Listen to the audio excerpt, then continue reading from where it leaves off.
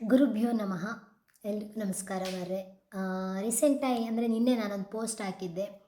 ನಮಗೆ ಮರ್ಯಾದೆ ಸಿಗಬೇಕಂತ ಆದರೆ ನಮ್ಮ ಫಾಲೋವರ್ಸ್ ಮೇಲೆ ಡಿಪೆಂಡ್ ಆಗಿರುತ್ತೆ ಅಂದೇಳಿ. ಅದ್ರ ವಿಷಯ ಯಾಕಂದೇಳಿ ಹೇಳಿದ್ರೆ, ನಾನೊಂದು ಫಂಕ್ಷನಿಗೆ ಹೋಗಿದ್ದೆ, ನನ್ನನ್ನು ಕೂಡ ಇನ್ವೈಟ್ ಮಾಡಿದ್ದೀರ. ಆ ಒಂದು ಕಾರ್ಯಕ್ರಮಕ್ಕೆ ಹೋದಾಗಳಿಗೆ ಸೋಷಲ್ ಮೀಡಿಯಾ ಇನ್ಫ್ಲೂಯೆನ್ಸರ್ ಮತ್ತು ಹಿರಿಯ ರಂಗಭೂಮಿ ಕಲಾವಿದರು ಸುಮಾರು ಜನ ಎಲ್ಲ ಬಂದಿದ್ದೀರ. ಆಗ ಆದಂತಹ ವಿಷಯ. ಸೊ ನಾನು ಆ ಒಂದು ಸೋಷಲ್ ಮೀಡಿಯಾ ಇನ್ಫ್ಲುಯೆನ್ಸರಿಂದಾಗಿ ನಾನು ಕೂಡ ಅದರೊಳಗೆ ಇದ್ದಿದ್ದೆ, ಹಾಗೆ ರಂಗಭೂಮಿ ಕಲಾವಿದರಲ್ಲಿದ್ದರು. ಸೊ ಅವರೊಟ್ಟಿಗೆ ನಾನು ಮಾತಾಡ್ತಾ ಇದ್ದೆ. ತುಂಬ ಚೆಂದಾಗಿ ಮಾತಾಡ್ರು ಅವರೆಲ್ಲ. ಬಟ್ ನಾನು ಯಾವ ಪ್ರೋಗ್ರಾಮ್ ಅಂತಂದೇಳಿ ನಾನು ಹೇಳೋದಿಲ್ಲ, ಬೇಡ ಅದು.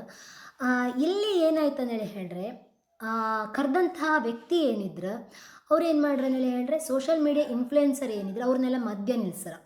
ಆಯಿತಾ. ಈ ರಂಗಭೂಮಿ ಕಲಾವಿದರಿಂದ ಅವ್ರನ್ನ ಸೈಡಿಗೆ, ಅಂದರೆ ಆ ಫೋಟೋಕ್ಕೂ ಬತ್ತಿಲ್ಲ ಅವರು, ಆ ಥರ ಒಂದು ಕಾರ್ನರಲ್ಲೆಲ್ಲ ನಿಲ್ಲಿಸ್ರ. ಅಲ್ಲಿ ಈ ಒಂದು ದೀಪ ಹಚ್ಚುವಂಥ ಒಂದು ಕಾರ್ಯಕ್ರಮ ಇರುತ್ತಲ್ವ. ಸೊ ಅಷ್ಟೊತ್ತಿಗೆ ಏನು ಮಾಡ್ರು ಅಂತ ಹೇಳಿದ್ರೆ, ನಿಜವಾಗಿ ಕಾರ್ಯಕ್ರಮದ ಉದ್ಘಾಟಕರ ಹಿರಿಯ ರಂಗಭೂಮಿ ಕಲಾವಿದರವರು.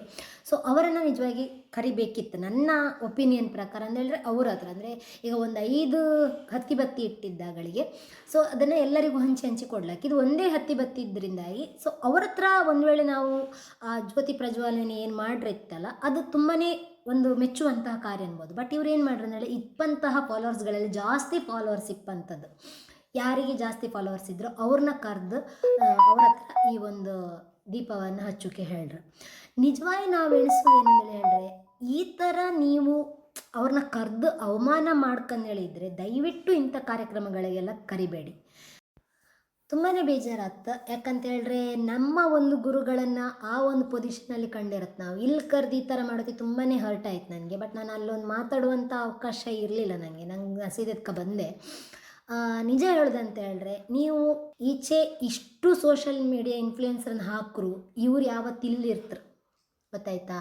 ಈಗ ಈ ಸೋಷಲ್ ಮೀಡಿಯಾ ಎಲ್ಲ ಬಂದಿಪ್ಪದು. ಹಿಂದಿನ ಕಾಲದಂಗೆಲ್ಲ ಈ ಥರ ಎಲ್ಲ ಇದ್ದಿತ್ತಾ? ಇಲ್ಲ. ಅವರ ಒಂದು ಪ್ರತಿಭೆ, ಅವ್ರು ಮಾತನಾಡುವ ಅವ್ರ ಪ್ರತಿಭೆ ಆಗಿರ್ಬೋದು, ಅವ್ರ ಪಟ್ಟ ಶ್ರಮಕ್ಕೆ ಒಂದು ಒಳ್ಳೆಯ ಬೆಲೆ ಸಿಗ್ತಾಯಿತ್ತು. ಈಗ ಏನಿಲ್ಲ, 4 ವಿಡಿಯೋ ಮಾಡಿ ಹಾಕಿ ವೈರಲ್ ಆರ್ಗತಿಗೆ ಅವರಿಗೊಂದಿಷ್ಟು ಜನ ಫಾಲೋವರ್ಸ್ ಹುಟ್ಕಂತಾರೆ. ಆ ಒಂದು ಫಾಲೋವರ್ಸಿನ ಮೇಲೆ ನೀವು ಅವರ ಒಂದು ಘನತೆ ಗೌರವವನ್ನು ಅಳಿತೀರಿ ಅಂತ ಅಂದಾದರೆ, ನಿಜವಾಗಿ ಅಂಥ ವ್ಯಕ್ತಿಗಳನ್ನು ನೀವು ಒಂದು ಸಭಾ ಸಮಾರಂಭಗಳಿಗೆ ಕರೆಯುವುದೇ ದೊಡ್ಡ ತಪ್ಪು. ಅಂಥವ್ರನ್ನ ಕರೆದು ದಯವಿಟ್ಟು ಅವಮಾನ ಮಾಡಬೇಡಿ, ಆಯಿತಾ. ಹಾಗೆ ಪಾಪ ಈ ವ್ಯಕ್ತಿಗೆ ಸೋಷಲ್ ಮೀಡಿಯಾದಲ್ಲಿ ಒಂದು 1,000-2,000 ಫಾಲೋವರ್ಸ್ ಇದ್ದಿರ್ಬೋದು, ಅಥವಾ ಸೋಷಲ್ ಮೀಡಿಯಾ ಇಲ್ಲದೇ ಇರ್ಬೋದು.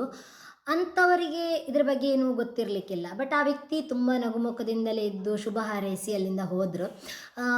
ಅದೇ ಹೇಳೋದು, ನನ್ನಂಥವಳಿಗಿನಿ ಆ ಇದರಲ್ಲಿ ಇದ್ದಿದ್ರೆ ಮಾತಾಡ್ತಿತ್ತು. ನಂಗೆ ಇದು ಯಾಕೆ ನಾನು ಈ ವಿಷಯ ಮಾತಾಡ್ತಿದ್ದೆ ಅಂತೇಳಿ ಹೇಳಿದ್ರೆ, ಜನರು ಎಷ್ಟು ಈ ಸೋಷಲ್ ಮೀಡಿಯಾ ಎಂಬುದಕ್ಕೆ ಎಡಿಕ್ಟ್ ಆಗಿ ಹೋಯಿರು. ಈಗ ನಾನು ಕೂಡ ಸೋಷಲ್ ಮೀಡಿಯಾವನ್ನು ಉಪಯೋಗಿಸ್ತೇನೆ. ನಾನು ಈ ರಂಗಭೂಮಿ ಸೋಷಲ್ ಮೀಡಿಯಾ ಎರಡನ್ನು ಸಮಾನವಾಗಿ ಇಟ್ಕೊಂಡಿಕ್ಕೆ ಹೋಗಿ ನಂಗೆ ಇದು ಗೊತ್ತಾಗ್ತಾಯಿತ್ತು. ಬಟ್ ಅವರು ತುಂಬ ಹಿರಿಯರು, ಅವ್ರಿಗೆ ಅದ್ರ ಬಗ್ಗೆ ಗೊತ್ತಿಲ್ಲ. ಅಲ್ಲಾದಂಥ ಘಟನೆ ನಂಗೆ ತುಂಬ ಬೇಜಾರಾಯಿತು. ಈಗ ನಾನು ಮಾತಾಡೋದು ನಿಮ್ಗೆ ತಪ್ಪಂತ ಅನಿಸ್ಬೋದು. ನಾನು ಇದನ್ನು ವೀಡಿಯೋ ಮಾಡಿ ಹಾಕುವಂಥ ಉದ್ದೇಶ ಇರಲಿಲ್ಲ, ನಿನ್ನೆ ಅದಕ್ಕೆ ಬರ್ದು ಹಾಕಿದೆ ಅಷ್ಟೇ. ಬಿಟ್ಟರೆ ತುಂಬ ಜನದ ಕಮೆಂಟ್ ಹಾಕಿರಿ ನೀವು. ಅದಕ್ಕೆ ನಾನು ಇದನ್ನು ಏನು ವಿಷಯ ಅಂದೇಳಿ ನಿಮಗೆ ಹೇಳೋಕ್ಕೋಸ್ಕರ ಈ ವಿಡಿಯೋವನ್ನು ಮಾಡಿ ಹಾಕ್ತಾಯಿದ್ದೆ. ನನ್ನ ಮಾತಿಂದ ಯಾರಿಗಾದ್ರೂ ಹೊರಟ ಇದ್ದರೆ ಸಾರಿ. ಇದು ನನಗೇನು ಹೇಳಬೇಕು ನಿಮ್ಮ ಹತ್ರ ಹಂಚ್ಕೊಂಡ್ಕಂದೇಳಿ ಅನಿಸ್ತು. ಸೊ ಹಂಚ್ಕೊತಾ ಇದ್ದೆ. ಕಮೆಂಟ್ಗಳ ಮೇಲೆ ನಾನು ಇದನ್ನು ಹೇಳ್ತಾ ಅಂಥದ್ದು.